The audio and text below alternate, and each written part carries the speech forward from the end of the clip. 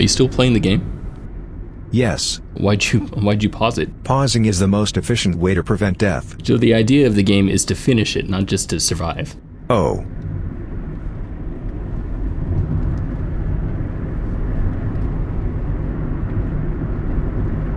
What are you doing now? I am playing Sonic the Hedgehog. Thanks. No, I meant, why is that loop giving you some trouble? I do not know what you mean. You need to go through the loop. I will eventually go through the loop. I don't think you will. You need a lot more speed than that to go through the loop.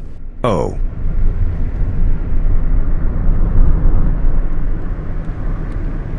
Which button makes Sonic run?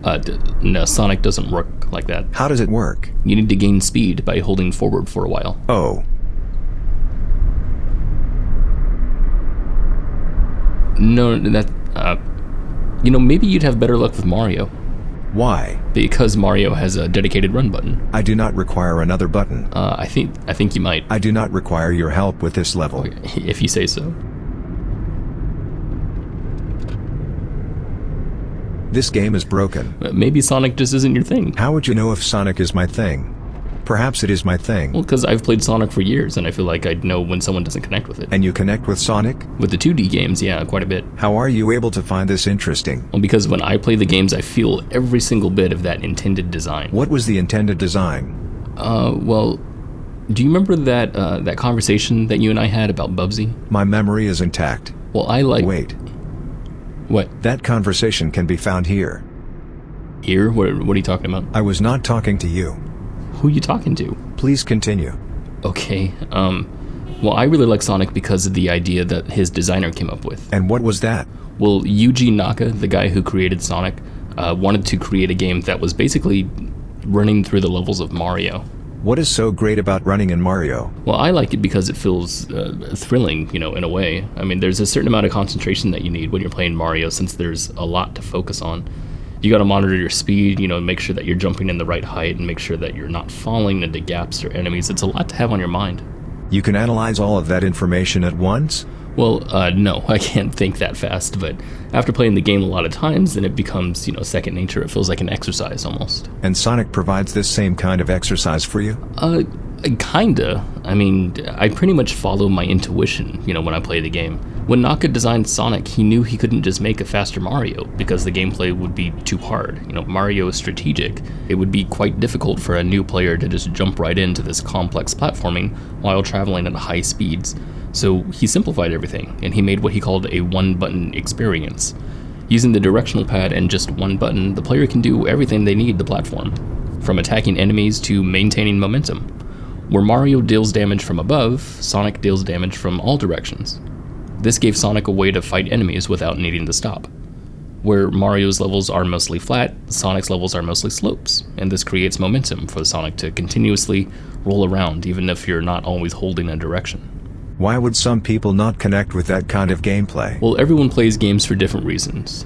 My theory is that everyone has a unique mindset whenever they approach a game, and for people who, approach with a more strategic, more methodical manner, then they won't like this kind of gameplay that has, a much more intuitive approach. So Sonic uses intuitive gameplay? Well, it does for me. I mean, when I play Sonic, it's much more of a, feeling-based thing. It's less strategic. I do not know what you mean. Well, it's when humans understand, the relationships between things, then they don't need to fully focus on the interactivity all the time. They can just feel it out. It's how I'm able to drive and talk to you at the same time.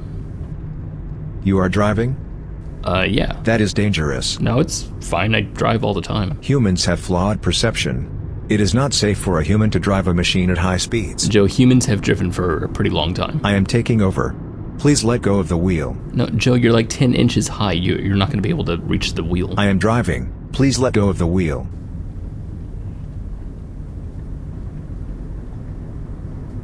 How are you doing that? I am connected to the car's network. This car doesn't have a network. Oh. So you were saying that you use feeling more than strategy in Sonic games? Yeah, that's kind of a bad thing too, actually. What is the bad thing? Well, in some of these 2D Sonic games, there's parts that are automated. Automated? Do the levels play themselves? Yeah, there's times in the game where all you need to do is hold forward and that's it. What is the purpose of having automated parts in an interactive game? Well, again, it's because Sega really wanted that fast, thrilling feeling associated with Sonic. And actually, Yuji Naka originally designed Sonic to be much faster, but when he played the game, he felt like he was getting sick, like he didn't like it very much. And I'm wondering if the only way to achieve that kind of fast nature in Sonic is to just take the control away from the player. That no longer sounds like a game. Yeah, and it doesn't feel like one when that happens. And I feel like that's where Sonic's main problem begins. Well, actually, it begins from having a character whose main characteristic is a gameplay attribute. What do you mean by begin? Well, what I mean is that, like, my issue with 3D Sonic games begins with Sega's addiction to speed.